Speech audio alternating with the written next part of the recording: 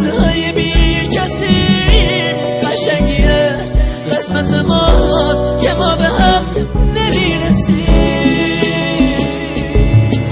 من میرم ولی با تو بدون همیشه یادتون از خاطر من فراموش نمیشه. گل من